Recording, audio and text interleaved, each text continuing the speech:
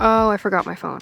Whatever. Okay, I'm gonna do this without notes. It's fine because it's the second time I'm filming this, so I should be a pro without my notes. Today we're gonna be talking about the Sony a7C II paired with the Samyang 24mm f2.8 lens. This is my first third-party lens for Sony camera bodies, and I want to share my experience with this. I'm gonna show you a few sample images with this lens, sample B-roll footage. I'll also comment at the end of the video whether I recommend it. At the time of purchasing this lens, it was only available and in stock with a lens station, but thank goodness I did buy it with a lens station, and I'll tell you why.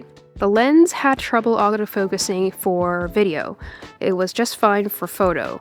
However, I spiraled down into this negative thought pattern thinking I was using it wrong or I had a bad copy or something. So I emailed Samyang and they were able to point me in the direction of downloading some beta firmware in order to get this lens to autofocus properly for video. So this is all a long-winded way of saying that if you are going to be buying a Samyang lens for the first time and you've got a newer camera body like a Sony a7C II, I highly recommend that you buy your first Samyang lens with a lens station. So in total, the camera body, the lens, and the battery together are just under 600 grams. It's not pocketable, but it is a full-frame camera with a somewhat pancakey lens, a fluffy pancake lens. It will fit very nicely in a purse, a sling bag, belt bag, waist pack, vessel, receptacle, carrier of cameras.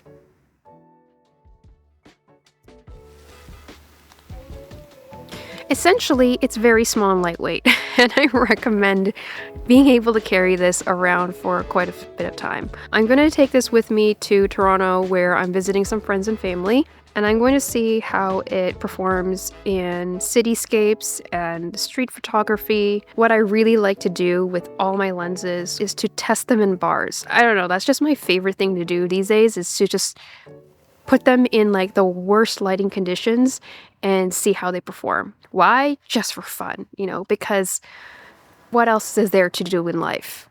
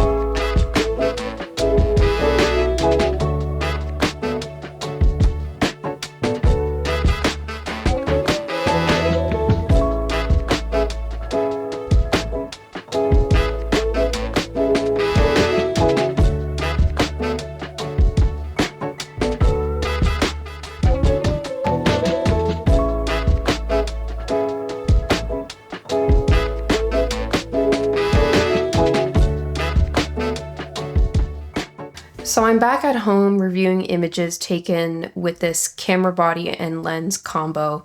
At f2.8, it's pretty soft. It looks like I'm shooting behind a window. Some of these were taken at f7.1 with 1/500 shutter speed, and there's still some softness in some of the images. They're not bad, they're just okay. I don't think it's terrible. I don't hate it. Like, it's decent. It did a decent job. I think I've said decent like so many times. I feel like I'm trying not to hurt its feelings. But if I'm being really honest, it's not a great lens.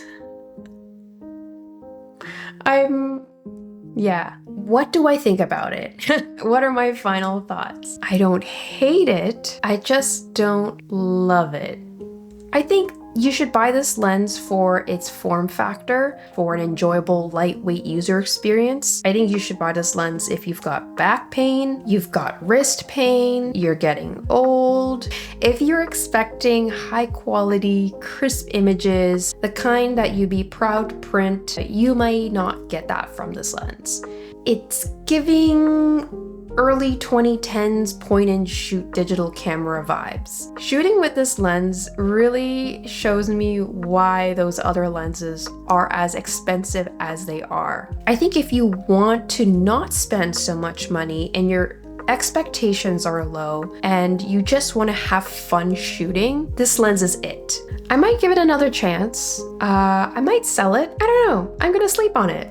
Anyways, I hope you enjoyed that video, and I'll see you in the next one. Bye!